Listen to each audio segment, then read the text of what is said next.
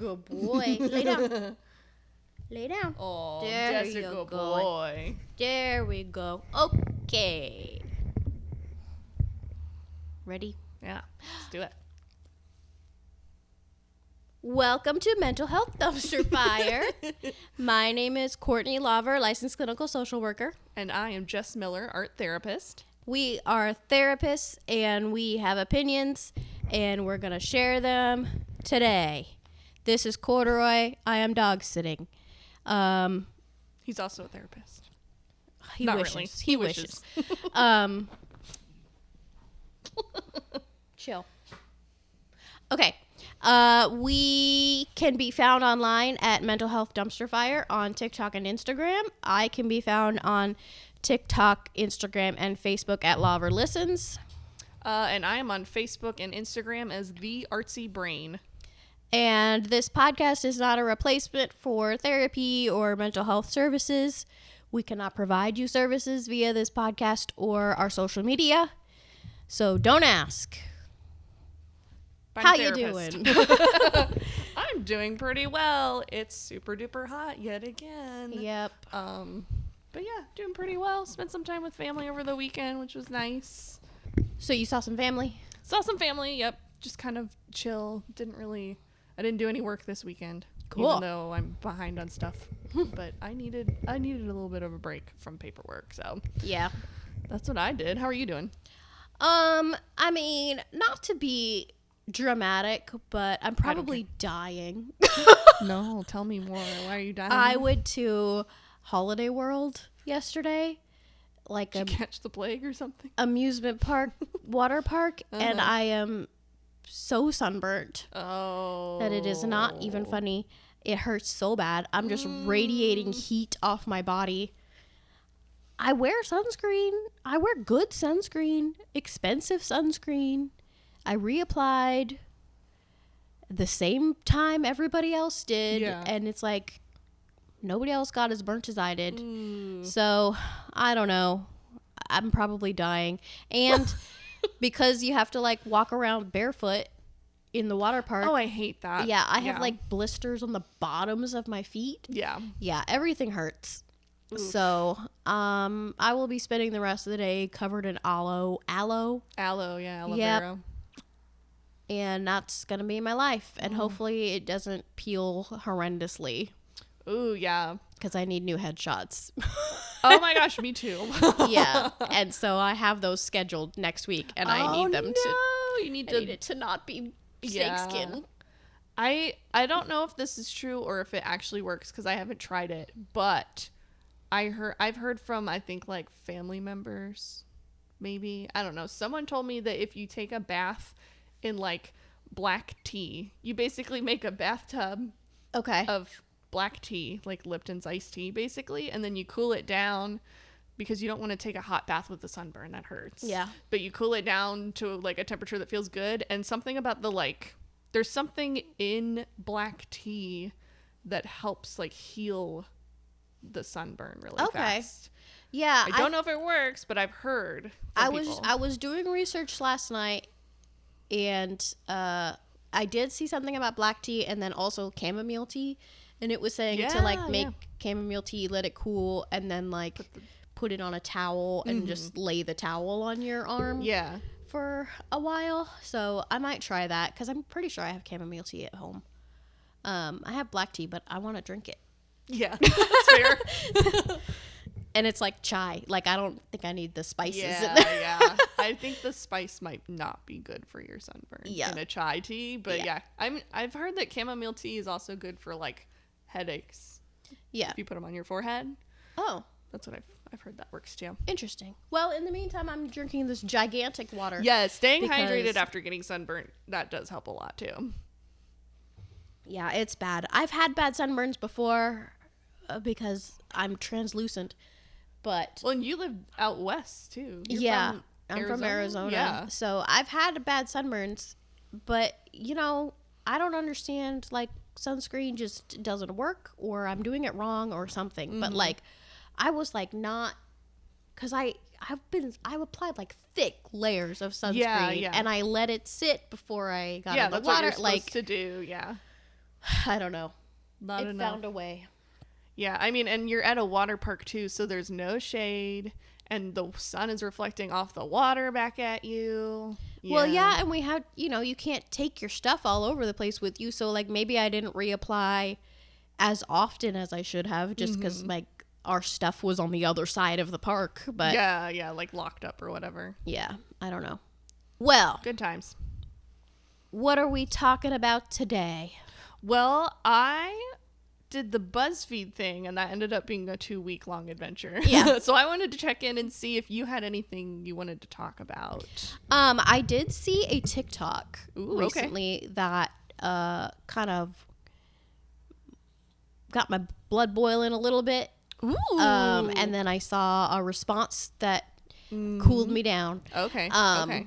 So I thought we could talk about that. It's a parenting Yeah. TikTok. Okay. Okay, so this the caption on the screen of this TikTok was like gentle parenting fail or like gentle parenting doesn't work or something like that. Okay. And the video was a mom.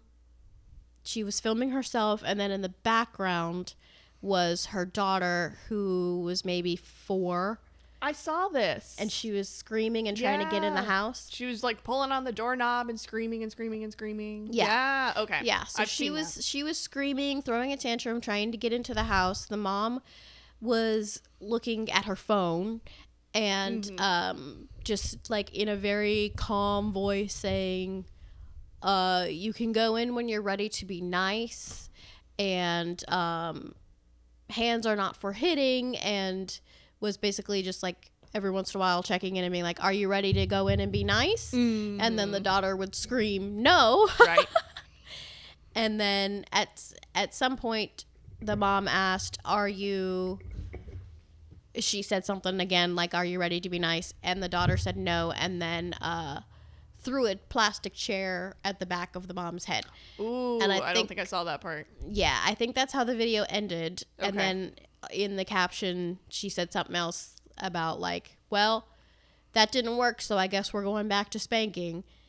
And then the comments were all like, gentle parenting is for gentle kids, and this is not a gentle child, and I use gentle parenting, but sometimes you just gotta smack them, and like all this stuff. And I was like, okay, first of all, you weren't doing gentle parenting, and second of all, gentle parenting is for gentle parents. It's not There you go. for gentle Yeah. kids.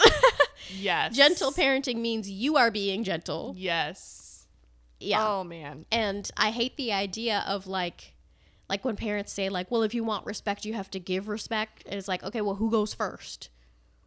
Right. Well, in just common human decency, we should just respect each other, period, Yeah. without any expectation. Yeah, maybe you should model some respect so they know what to do. Unconditional respect, like unconditional positive regard, which is what therapists do. Unconditional love. Yeah. Yeah. Yeah. So then, I don't think I even watched the whole video. I watched up until, so I don't know if it ends when she throws the chair or I didn't if it even kept get going, to that but point. I had to stop. I stopped when she threw the chair, and I did read through some of the comments, but I was like, I cannot watch this mother do this anymore. Yeah.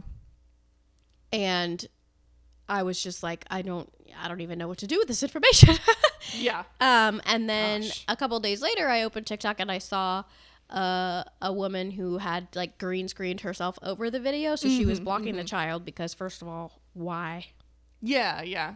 Why are you posting Don't a put your video kid's of your face child up there. Yeah. online and posting it so that people can comment and say like, what a terrible child you have for Yeah. the way that she's behaving and how she's dysregulated? Well, like further down the line in her life, someone's going to make the connection when she's an adult that was her Right. as a kid, because it's a video that's gone pretty viral at this point. Right. So she's going to be the notorious, like, this bad kid from TikTok. that threw a Yeah, chair at her maybe. I mom. mean, but the tantrum was like not even like out of the ordinary. Like she just wanted to go. It's like it was probably hot outside because it's summer, and she was dysregulated and she wanted to go inside. Yeah. So like She was having a normal 4-year-old tantrum. And I totally understand where that tantrum's coming from, because it sounds like mom's telling her she can't go inside till she's nice to her. I'm guessing she probably did something that mom was like, oh, that was rude or mean or whatever. Well, she said hands are not for hitting. So I think she hit her. Kid hit her. And then because she probably wanted to go inside. Instead of teaching her how to regulate herself, she didn't. And then the child did what she knew what to do and threw a chair at her. Yeah, she escalated. Because clearly that's how she knows how to solve problems. And there's if she's getting spanked, oh, sorry, bud. that's how you learn. Yeah. That hands are for hitting, Yeah. because they are used for hitting your children. Yep. Ugh. And there's no connection between that, like, going inside of the house and then having nice hands or whatever. There's no, like, real world connection between those two things. That was purely in that one situation. So then you can't teach your kid. That's not how you teach your kids to not hit you. Right. Because there needs to be, like, the consequence needs to match the action. Mm-hmm. So, like, oh, like, please don't hit mommy because it hurts and it kind of hurts mommy's feelings a little bit. That's more of a, like, direct result of the action than saying you can't go inside now. Right. And that, yeah, is That that doesn't make is that sense. the punishment that you chose? That, like, oh, she hit so she can't go inside? That doesn't make sense. Yeah. I mean, it looked like mom wanted to go inside. Probably. She was sitting on the stoop, so it's almost like a battle of wills, a little bit spiteful battle of wills happening Right. Yeah. between them. Yeah. So anyway, a couple days later, I saw this woman that had green screened herself over so she could talk about it. Her name on TikTok is The Conscious Mama. I think I've seen a couple of things from her before. Yeah. it sounds So familiar. she's gonna be my recommendation for the day. She's a gentle parent teacher lady. I'll look up at the end like what her like credentials are. But I follow her. She has really good information and she really breaks things down, and she does a lot of like responding to videos like that, because unfortunately there are a lot of people who post things online about how gentle parenting doesn't work, and then she comes in and is like, well, you're not gentle parenting, you're not doing it. so let me teach you what you could do instead. Yeah.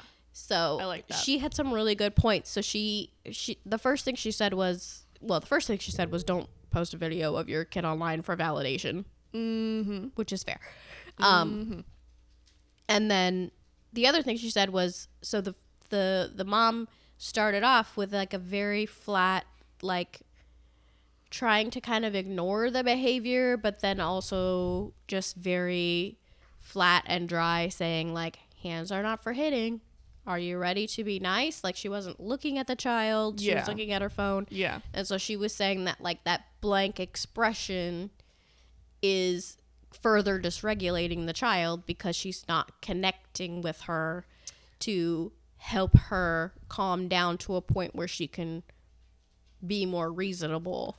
Right. When you're dysregulated, that's not the time to give consequences or to try to teach a lesson, because you can't think in addition to her being 4, so her brain is not very rational to begin with. Yeah. Add on top of that, she's dysregulated, she's hot, she wants to go inside, she's crying. Like, what are we gonna accomplish when she's in that state? Yeah. You have to be mindful of, like, if you are trying to teach your kids something about, like, regulating their emotions, you can't teach them when they are dysregulated. Yeah. When they're up here. Right. You have to, like, bring them back down, give them some time, and then talk to them about what happened and how we're going to deal with it. But if you try to talk logic, if you try to talk logic to pretty much any human when they are in an escalated emotional state, then you're not going to get anywhere. You Right. can't logic people down from an emotion because it's not super logical. It's a feeling. Right. Yeah. And then, so the next thing she said, the flat face. Oh, well, I did want to say, so the flat face and the ignoring, it's interesting because that is a very common, like, parenting tip is to ignore and don't give attention to negative behaviors. Yeah, because planned ignoring. Right, Yeah. planned ignoring. And so this woman was saying that when you ignore with like a flat face and you're not acknowledging or empathizing with the feelings, that can cause more confusion and dysregulation in your child.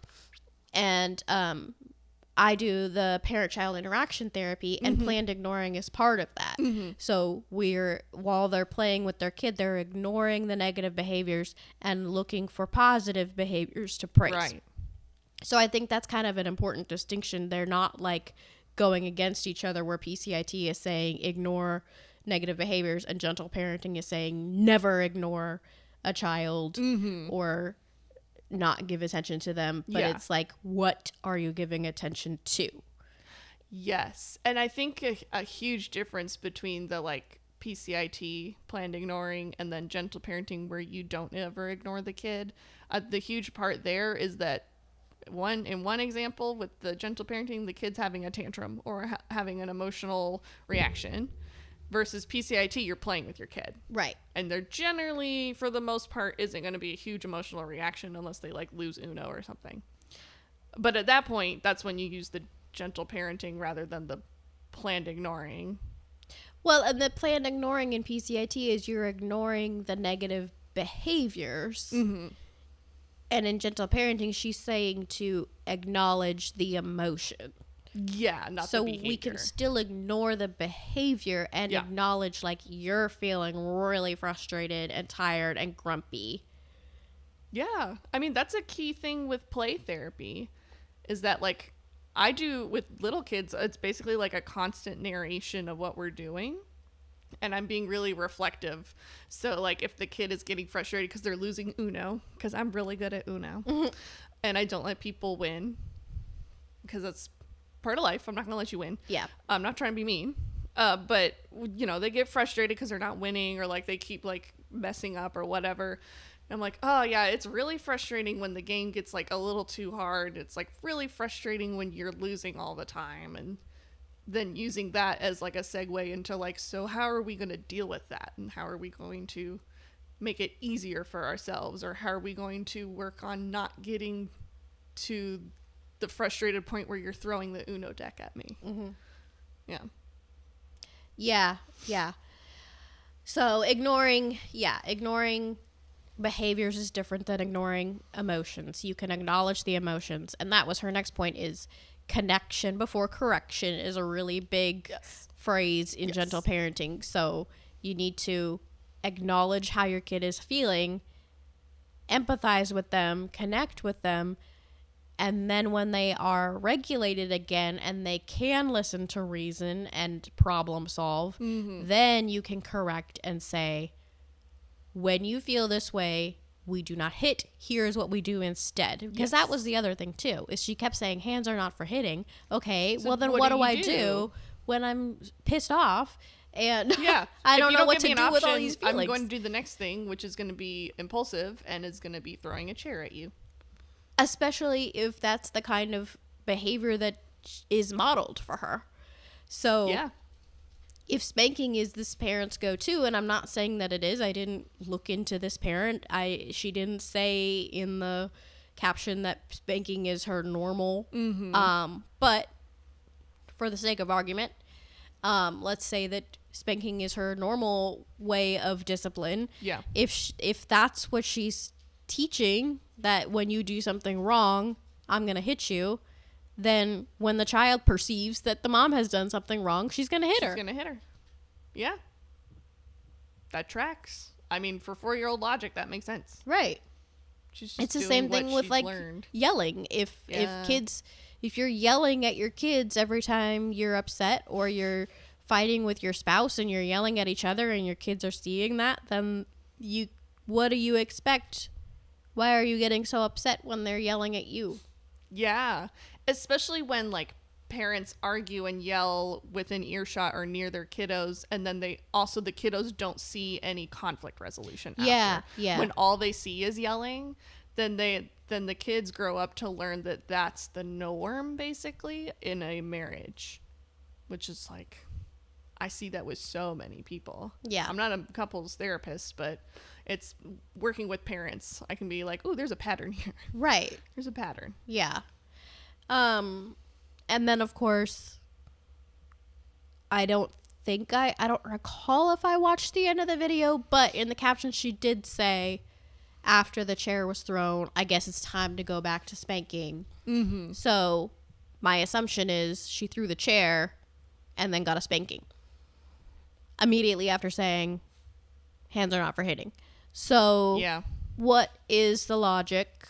There's immediate cognitive dissonance after that. Yeah, because I feel like in this child's mind, mom, she got upset, she hit. Mm-hmm. Mom got upset, shut down, Yeah.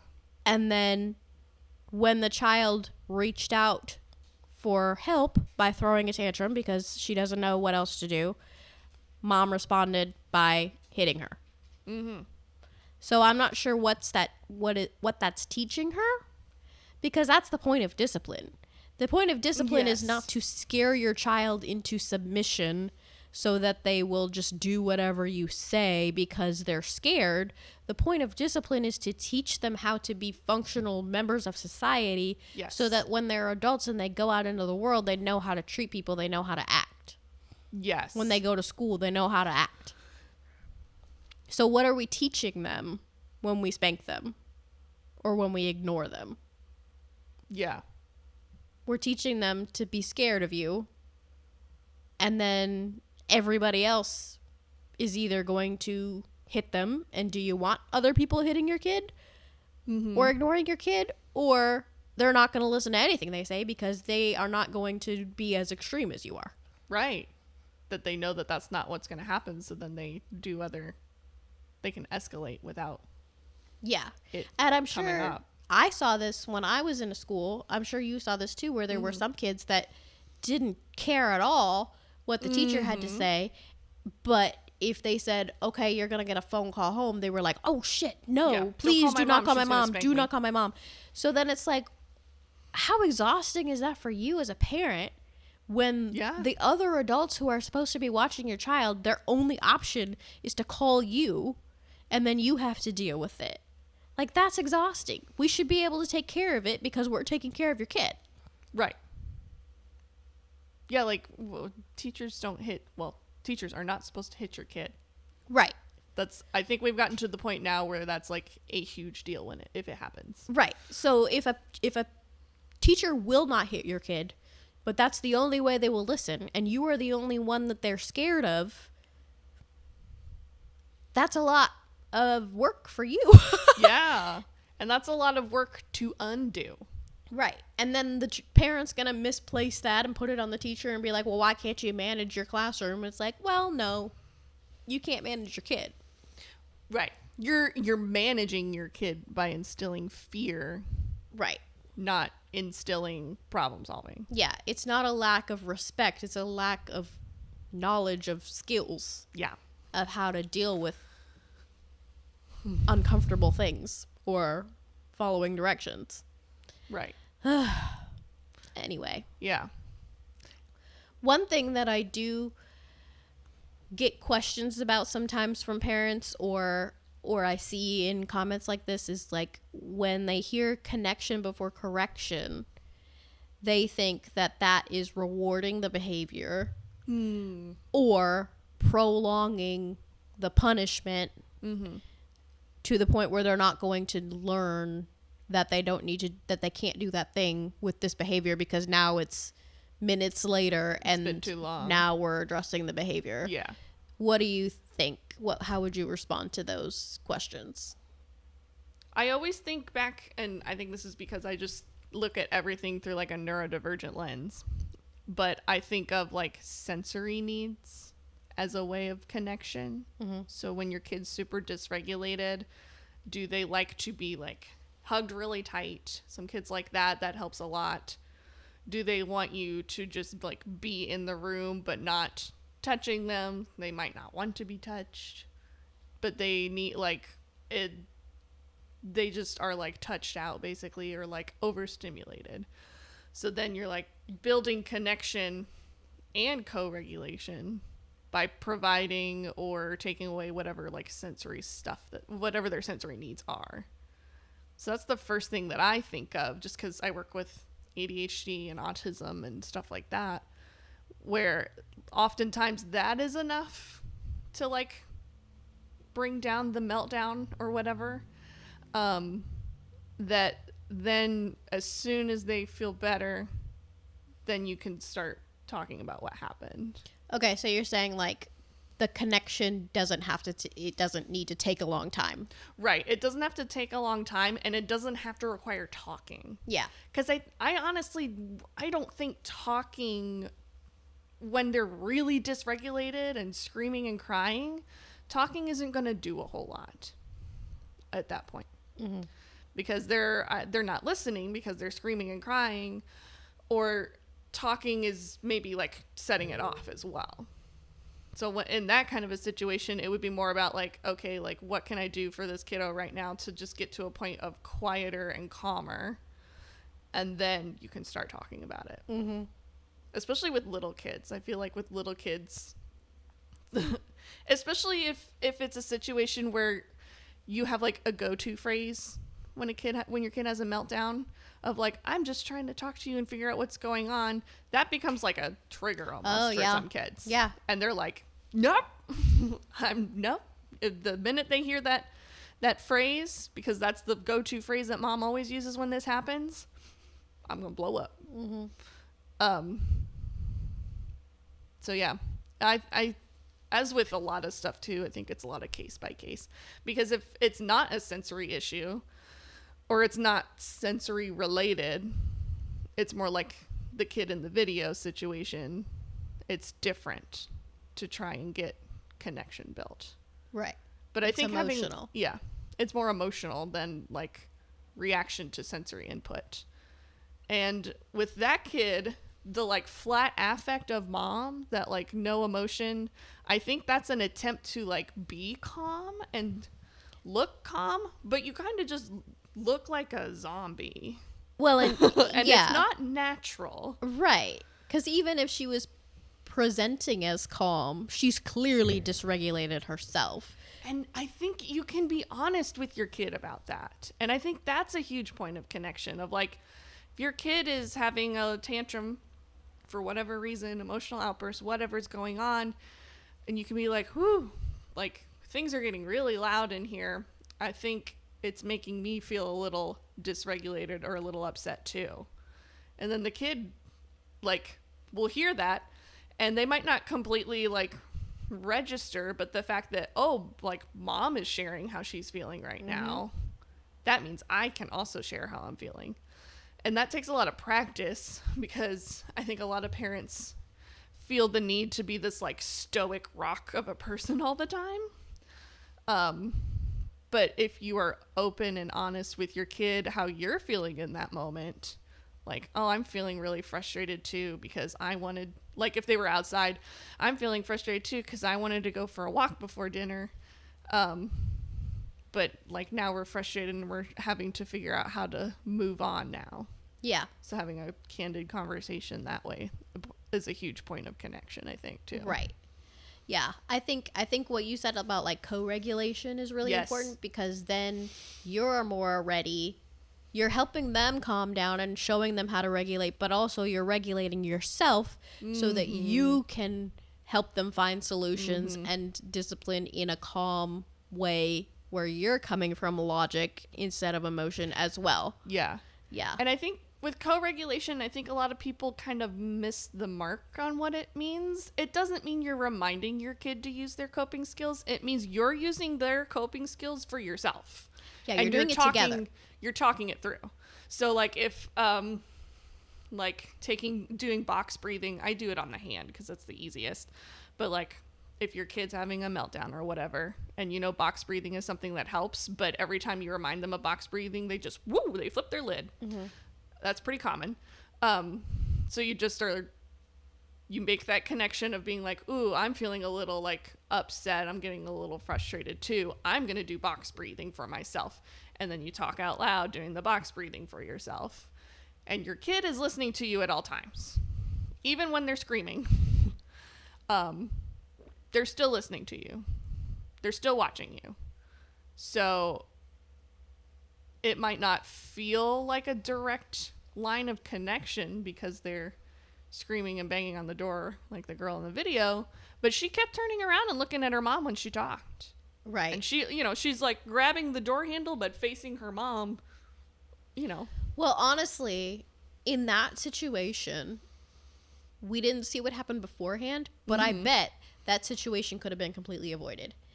Yep. If the girl got upset, she hit her mom, instead of jumping straight to punishment of, oh, can't go inside now. If she said, ooh, you're really angry and you hit me. What are you angry about? Let me help you. Yeah. And we solved the problem that made her angry first. Then we can say, all right, feeling better? Cool. Here's what we do when we're upset. Yeah. Instead of hitting, here's what I need you to do. Yeah. Yeah. Yeah. It could have we didn't need to get to the part where she was locked out of the house Right. and screaming and throwing things. And it can Because be, yeah. we could have connected right as she hit. Yes. And it can be really frustrating if there's like, if your kid throws a tantrum or whatever over the same thing all the time. But I think part of that, it's kind of like play therapy. When the kid plays the same kind of game every time, it's because they're working through whatever it is that they're playing They're out. learning.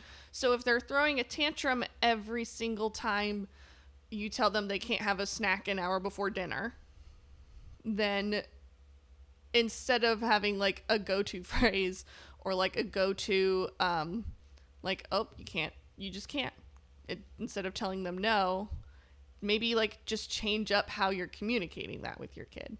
Or change up, maybe they get a snack an hour and a half before dinner so that it's like still before the hour mark before dinner or whatever, following the rule, but you're able to kind of almost compromise. It's more just like accommodate for the kid. It's problem solving. Yeah, it's It's- literally just problem solving. It's changing how you view your child. Instead of viewing your child as somebody who should be able to understand this thing the first time they hear it and then always do it that way every time, looking at them like a small human with an undeveloped brain or underdeveloped brain who is learning new skills and will make mistakes because that's what you do when you're learning new skills. Yeah. And is gonna need to practice. Yeah. I mean, adults break rules. Right. We have And bad days and we we have- don't want to do the things that we normally do. Right.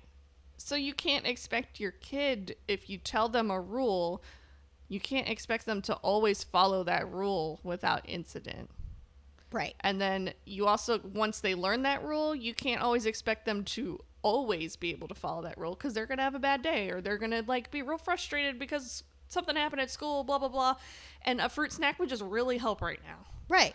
And it's your job as a parent to help them through those times when the normal skills aren't working or they forgot or they made a mistake. It's your job to say, hey, buddy, been there. We all get that way sometimes. Here's what we're going to do. Yeah. Instead of being like, you know what to do. Figure it out. I'm 4. Right. I don't remember what I did yesterday. Right. Yeah. Yeah. And I think, part of that problem solving is trying different methods until you find something that works. Even if it just works a tiny bit better than the rest, then you're like, okay, so how am I going to tweak this to work even better? That's the basics of problem solving. Right. Is using multiple different solutions till you find the best one. Right. Trying it out for a little while and then figuring out what works. Yeah. And then doing that consistently. Yes. Consistency. Once you find something that works, you got to stay as consistent as you can. For sure. Yeah. But I would try things more than once before deciding. I mean, unless it's yeah. a total nightmare, then Yeah. Which I've seen that happen. yeah. Yeah, like the go-to phrases that parents say that kind of like trigger a angry outburst in their kid. I'm like, just don't say that anymore. Yeah. Try something else. Yeah.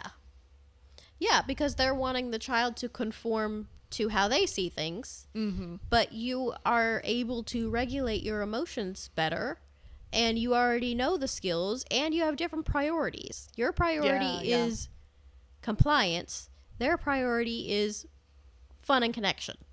Yep. So how's that going to work if you're just assuming that they're going to do what you want them to do? Yeah.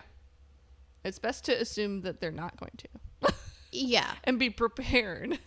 Right. That's the other thing, too. Plan what you're going to do ahead of time and then do that in the moment. Because if you are always reacting, then you're going to be dysregulated, and then things like that are going to happen. Yeah. And you're going to yell and you're going to hit if that's your stress response. Right. Because that's the other thing, too. When no matter how many new parenting skills you learn, when you are super stressed, you're going to revert back to what your parents did. So, because that was your norm, and so that's your, not really expectation, but that's kind of like your default. yeah, it's your baseline.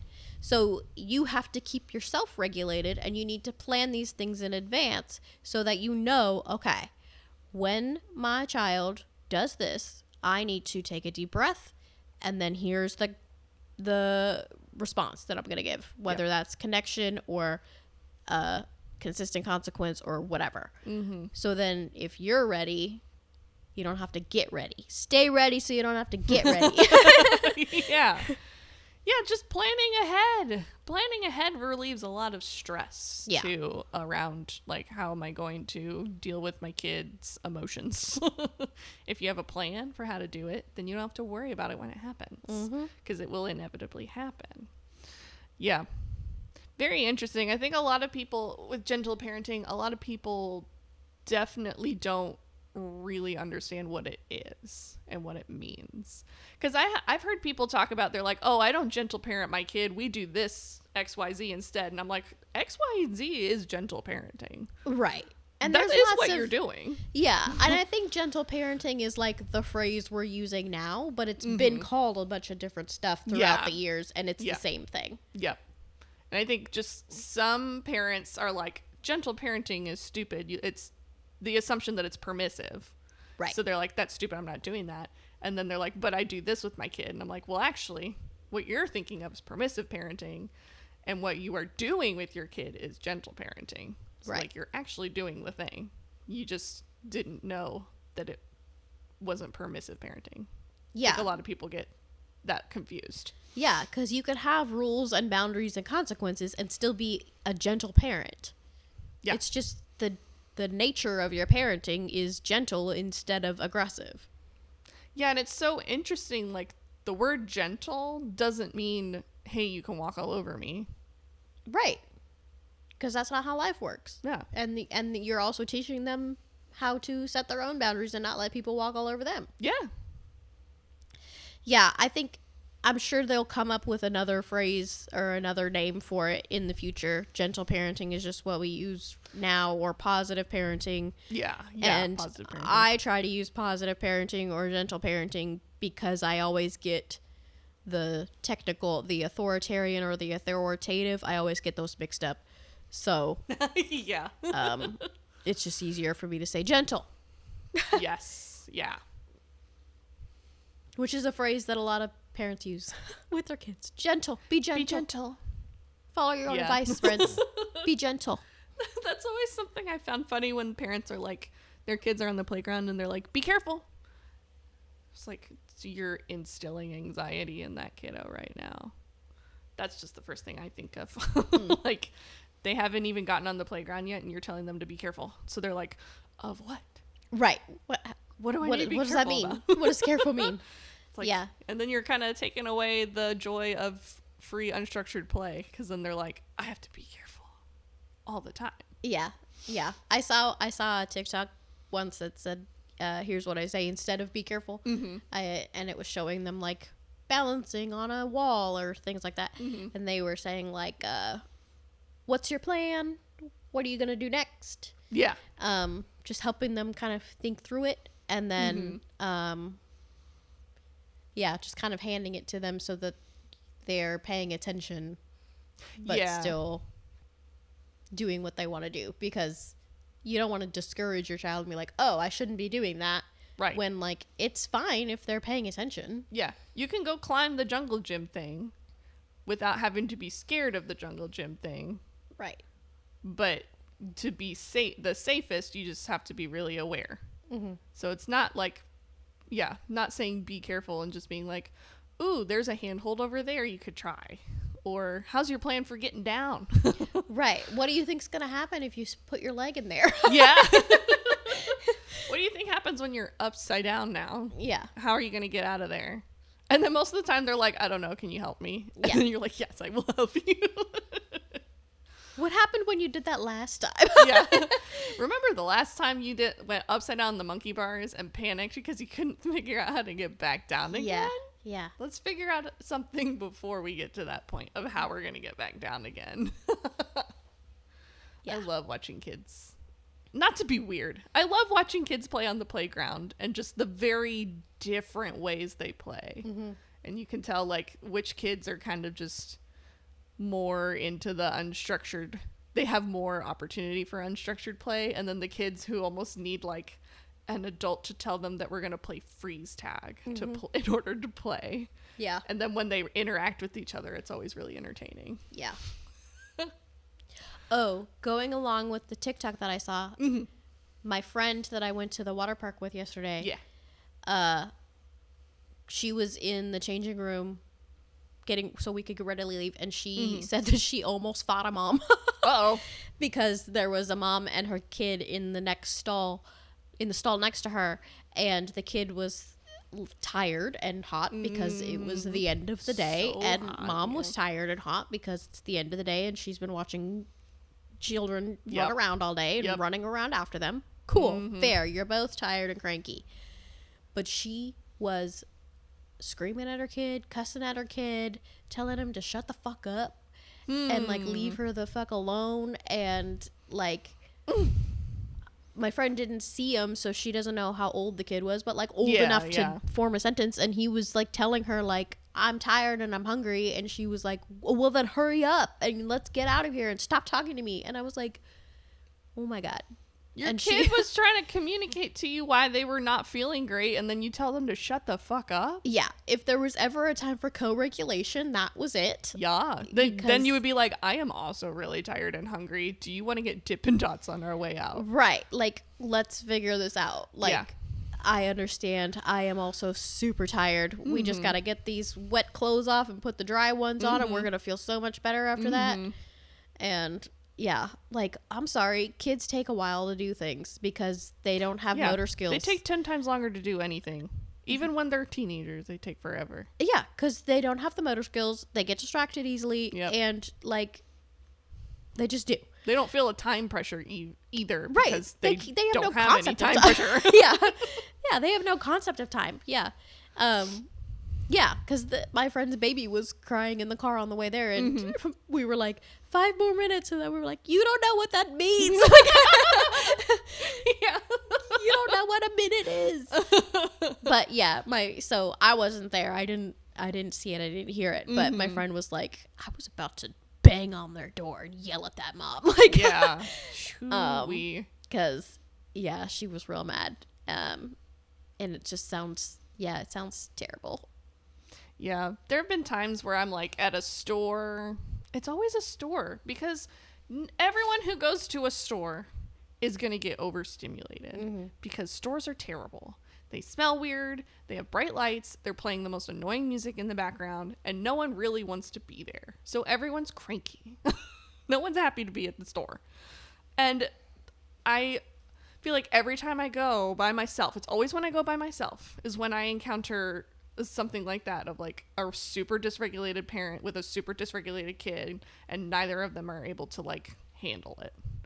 And I'm always just like, I'm not working right now.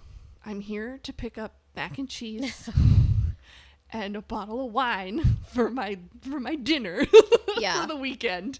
I'm not at work, but every time that happens, I'm just like, I feel like I need to do something about it, but I know that I don't need to. Yeah, well, and if we did, like, it would probably just make them more angry, and they'd be like, Right. mind your own business. I was like, just like throw my business card into just their throw a grocery card, cart. be like, Here you go. need some help? Just don't even say it. Just slip it in there. Yeah. There you go. No, I just want my card to be like, you want some help with that? Need help? Flip it over and it's your phone number with your face on it. Mm-hmm. He was over here snoring Aw, earlier. you sleepy? But yeah. Also, when I go to the grocery store, if it's not a parent and kid dysregulation issue, some just like random person in line will talk to me about their life story. Mm-hmm. And I'm like, how do you know that I'm a therapist? Because you wouldn't, I assume you don't talk to every random person in line about this stuff. They might. They might, but it's kind of like, whoa, why is it all the time though? Yeah, why is it Every me? time every I go time. to the store by myself, it's either the cashier telling me their life story or someone in line with me. Yep. And I'm like, again, I'm just here for my mac and cheese. I'm here for my little treat. Yeah. Yeah. I get that, but with kids, kind of, they're just like, I don't know what it is, but like it's when I'm by myself. Mm-hmm. Because yesterday at the water park, there were these two kids that were swimming around in the wave pool, and then my friend wanted to go ride the water slide, so I took her baby so Yeah. she could go ride the slide. And as soon as she left, the kids were like, "Hey, watch me do this flip! Hey, you want to see something cool? Let me, Yes. I look, I can do a handstand." And I was like, "Where? Why is this on me?" Like, I know. like, No. you're real cute, but like, I'm just trying to sit here. I get that too with kids. The adults tell me their horrible life story, and I'm like, you need to go see a therapist, not me. Yeah. But then with kids, it's like they want me to play with them. And like, there's like a bar, brewery, restaurant situation with a huge outdoor patio, and there's always a ton of kids there. And they, it's like enclosed and safe, so kids can just kind of run around there. And so there's always a ton of kids. And I went with some friends, and they brought their kids, and their kids were like very shy at first, but then they were like wanting me to do stuff with them constantly the entire time we were there. And then the other kids, stranger kids that were there, were like, "Oh, can you do this on the swing set or whatever?" And I'm like, I don't think so. Yeah. Yeah. Like, Because then I'm like, they where just are so your readily parents? want to be involved and talk to me and want me to play with them. Right. And yeah, and I'm like, where's your adult right now? Yeah, because in my mind, I'm like, your parents are going to think it's weird that Yeah. you're playing with an adult. But I bet in the parents' mind, they're like, thank God they're talking to somebody else. Free Like, babysitter. yeah. Because it's like the parents can also somehow, like, I don't know if we give up of an aura or a vibe to people, but then the parents are like, they're a safe person. Right. It's They're like- like, I'm here watching and they're not bothering me. So go ahead. Play Yeah. with them. Thanks. It's bizarre. Yeah, it's a lot. Yeah. And they were cute kids. They were very Yeah. nice. They were so good at flipping in the pool. Yeah. But I was like already tired, Mm-hmm. and I was like, I just want to sit in this pool and hold this baby, Yeah. and I just And chill. please. Yeah. It's like, I wish I looked meaner now. Yeah. In this moment. Yeah. What are you doing with that? You comfy? Yeah, I don't know. I feel like kids, I don't know. Play therapists, kid therapists must just like have a vibe they give off. Yeah, because I love playing with kids. Yeah. I just want it to be expected. I want Right. it to be planned. Yeah, I know. Because otherwise I'm immediately tired. I need to know ahead of time that there will be kids there, because then I know I'm going to end up getting roped into their game or whatever they're playing. Right. Yeah. Yeah. Yeah, and like family reunions too. I always ended up being the like, not babysitter, but like the one that hung out with the younger cousins. Yeah. Yeah. You leave for the day and you're like, I didn't talk to any adults. Like, Yep. Even though I'm like 20 years older than these kids. right. And I just got roped into it, and then honestly it is more fun than hanging out with the adults. But yeah, sometimes I'm like, I just want like a kid-free day. Yeah. I work with kids all day. I would like to have a kid-free weekend. Yep. Yeah. All right. Let's do recommendations. My recommendation for this week is the Child Mind Institute. This is a nonprofit organization. I believe they're based out in California, maybe. I don't know. They're far away from here.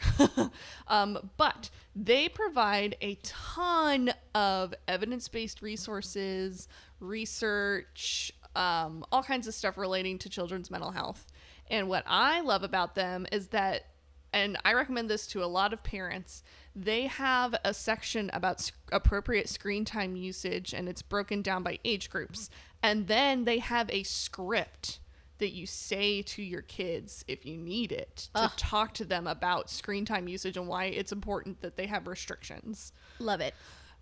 They have a script for how to talk to your kids about screen or online safety. They also have scripts relating to all kinds of different mental health things, anxiety, depression. They have body image scripts that you can use to talk to your kiddos about body image issues. It's fantastic. And I love that it's all like research-based, evidence-based practices, and that, like, because I have a hard time thinking of how I'm going to phrase things sometimes. And usually in the moment with a kid, I'm able to like figure it out and we get a conversation going and we're fine. But having a script as a place to start makes a huge difference, because then it also like hits all the big points. You don't forget anything that you need to say, and then you can add to it as needed. Yeah. So I love having like providing scripts of like, especially with talking to teenagers, because you can say the wrong thing and it will completely make the conversation like almost null and void if you say the wrong thing, or if you phrase it in a way that's like blaming without meaning to. Yeah. So the script is very much written in a way that it's like, here's the facts, here's the information, what is your input on it? That's pretty much this, like how the scripts are set up. Cool. But yeah, the Child Mind Institute is what it's called. They have a website with all these resources. They're on Instagram. I follow them on Instagram, and then they have some videos on TikTok too, I believe. Yeah. I think I would recommend that website though. Like going through and seeing all the articles and stuff, resources that they have for sure. They just put, because I get their newsletter too, they just put a bunch of back to school resources up there, which when this episode comes out, most kids will be already in the school zone, like starting school. But it's a lot of really good like reminders and like checking in with your kid with the beginning of school, because it's very hectic. So yeah, the Child Mind Institute is my recommendation. Cool. So I said Conscious Mom earlier when I was describing the video, but it is the Considerate Mama on TikTok, and I believe she's also on Instagram. And Mama is spelled Momma. And she has tons of videos about gentle parenting and using calm down corners, which is a really great alternative to timeout. It's just a place where your kid can go to regulate. You can go there with them and co-regulate, and like you can put signs up to help them figure out which calming skill they need to do without having to like think of something when you're already freaking out. So she's really great, the Considerate Mama, and yeah, she's on TikTok and Instagram. I love it, and she does often react to parenting videos, so that's kind of nice, because sometimes it's nice to see like a real life example. Yes. Instead of using some sort of imaginary child. Right. Yeah. Because then you're getting a very real situation, a straight up real situation of like how a kid's reacting and how a parent's reacting. And so you can usually pick out like things are like, oh, I do that, and like this is what I should be doing instead. It's a lot more applicable that way. Right. Yeah. And then you're not giving attention to the negative videos out there that are saying it doesn't work, because she's taking those and being like, actually, here's what you could do. Right. Yeah. Instead of just like the drama of it and then not doing anything about it. Right. Cool. Good stuff. Oh, thank you so much for joining us. I hope you have a lovely week. Please subscribe. Please share us with your friends. Let us get out there. Spread the word. Rate, review, subscribe, share, follow. What should they comment on the YouTubes? Ooh, I want to know what your favorite school supplies are to buy for your kids or for yourself. Yes. Because I love back to school shopping, even though I'm not in school anymore. I love the deals. I get so many crayons. Back to So school many. is the best. I love brand new crayons. Yep. I think that's going to be my favorite. I always get a new pack of crayons, new pack of fine tip markers, new pack of colored pencils every back to school year. That's a good idea. I need to go shop the deals because They're good. yeah, I need some art supplies for sure. Yeah. But I also really liked new notebooks, even though I never filled them up. I know. So I do had that too. I have a lot of notebooks. I like to get really cute folders and like little binders. I'm gonna organize my life, and then I never use them. Yeah, it's just more stuff. But, yeah. But anyway, yeah. What's your favorite back to school supply? Yep. Cool. All right. See you next time. Bye. Goodbye.